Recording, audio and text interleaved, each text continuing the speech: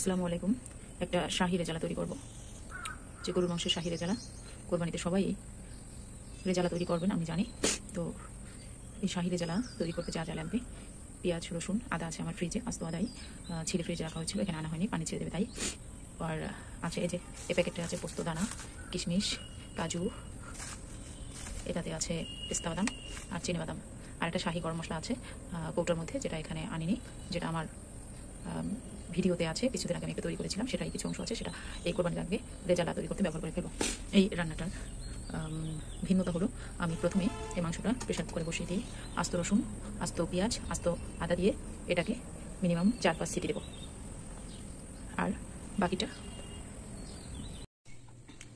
এখানে আমি 1.5 কেজি মতন মাংস নিয়েছি। এখন এই মাংসগুলো প্রেশার কুকারে দিয়ে দেবো।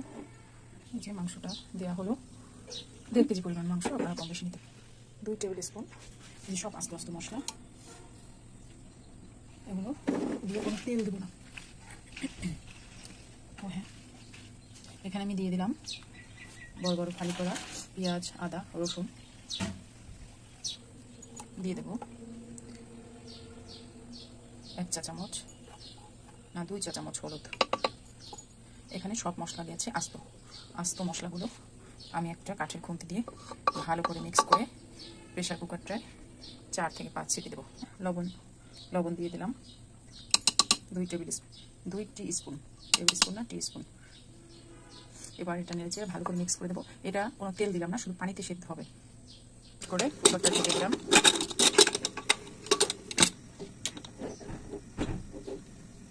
4 থেকে 5টা সিটি দেবো, তারপর নেক্সট কাজে চলে যাব।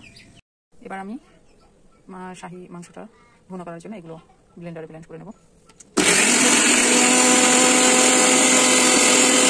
এবার দিয়ে দিলাম চিনাবাদাম, কাঠবাদাম, পোস্তদানা, কিশমিশ, এগুলো এখন ব্লেন্ড করে নেব।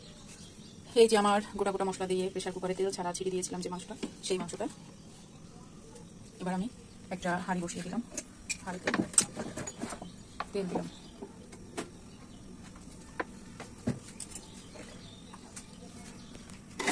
তেলের মধ্যে এই যে মিক্সড যে মশলাটা, পেঁয়াজ, রসুন, আদা, মশলাটা দিয়ে দিলাম। এখন এটাকে ভালো করে কষাতে হবে, অনেকক্ষণ ধরে মশলাটা কষাতে হবে, একদম 3 থেকে 4 মিনিট, যেন গন্ধ না আসে আর তেলটা যেন ভেসে উপরে ওঠে, ততক্ষণ পর্যন্ত মশলাটা কষিয়ে নেব। তো আমি এই মাংসটাকে দেখলাম একটু ঝাল কম, তো একটু কাঁচামরিচ ব্লেন্ড করা, এটাকে আমি মরিচ ব্লেন্ড করা দিয়েছিলাম, আমার নিজের গাছের মরিচ, কাঁচামরিচ মানে কাঁচা কাঁচামরিচ ব্লেন্ড করা, এটাকে আরেকটু দিয়ে দিলাম একটু ঝালের জন্য। এই যে দেখা যাচ্ছে তেলটা উঠে এসেছে, আরেকটু কষিয়ে মাংসটা দিয়ে দেবো, আরেকটু কষাবো, বলতে একটু কষাতে হবে যাতে গন্ধ না থাকে। আর বাদাম বাটাগুলো কষতে দানা সেগুলো মাংস করে সুন্দর করে কষিয়েছি। এবার এই প্রেশার কুকারে সিটি দেওয়া মাংসটা ঢেলে দিলাম।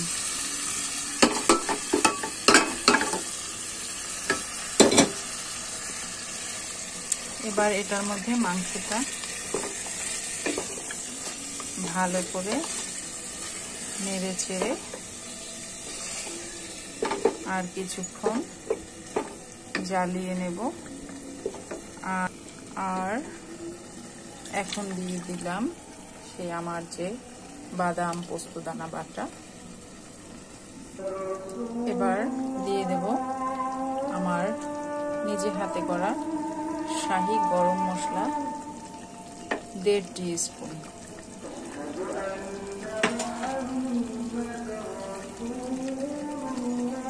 এবার সুন্দর করে মিশিয়ে জাল করে নেব।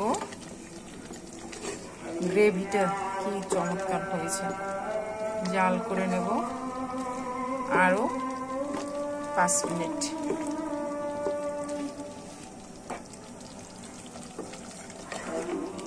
এটা পোলাও দিয়েও খাওয়া যায়, রুটি দিয়েও খাওয়া যায়। আমি চালের রুটি দিয়ে খাবো, এই জন্য গ্রেভিটা একটু বেশি রাখবো। এরপর আমি চালের রুটি বানাবো রাতের বেলা। এই যে এখন চাউলের রুটি তৈরি করার জন্য বুড়ি সিদ্ধ করব। চাউলের গুঁড়ি আমার শুকনো গুঁড়ি, এই জন্য আমি 1 গ্লাস গুঁড়ির জন্য ডাবল পানি নিয়েছি।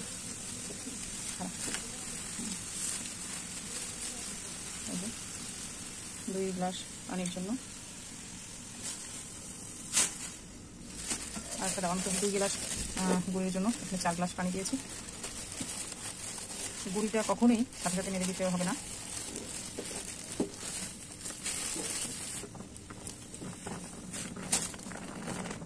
গুড়িটা দিয়ে এরকম ঢেকে দিতে হবে, ঢাকনা উঠিয়ে এরকম ছিদ্র করে দিতে হবে, তাহলে গুড়িটা ভালো সিদ্ধ হবে, খামিরটা ভালো হবে, পিঠাটা একদম ফুলে উঠবে। গুড়ি সিদ্ধ করে এরকম ধরনের আটা পাওয়া যায়। এই যে খুব ভালো করে মাখতে হবে, একদম গায়ের জোর দিয়ে শক্তি দিয়ে মেখে এই যে একটা বল করেছি, এরপর এটা লম্বাটে করব, তারপর কেটে নেব, লেচি কেটে নিয়ে তারপর রুটি বানাবো। এই যে অনেক কষ্ট করে মাখতে হয়, অনেক কষ্ট করে, অনেক কষ্ট করে সুন্দর করে নরম করে মাখতে হয়। বাবা আইলে তোমাদের দুইজন।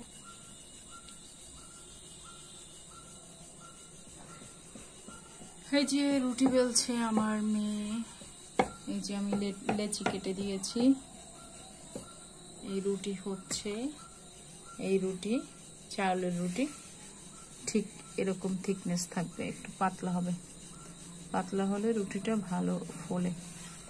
এরপর আমরা ভাজার আয়োজন করব। এরকম রুটিগুলো ভাজতে হবে, এগুলো আমার দাগ করে গেছে। যে মাটির চুলাতে রুটি হচ্ছে,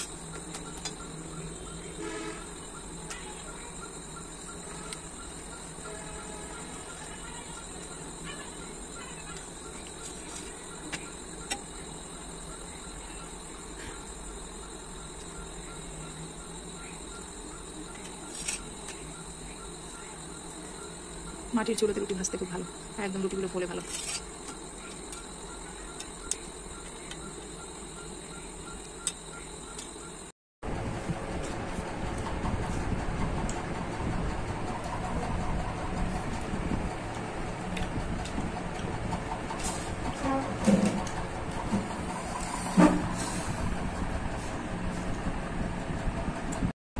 ভালো লাগে পিঠালি পিঠালি ঘন হয়ে গেছে, ভালো লাগে। তাই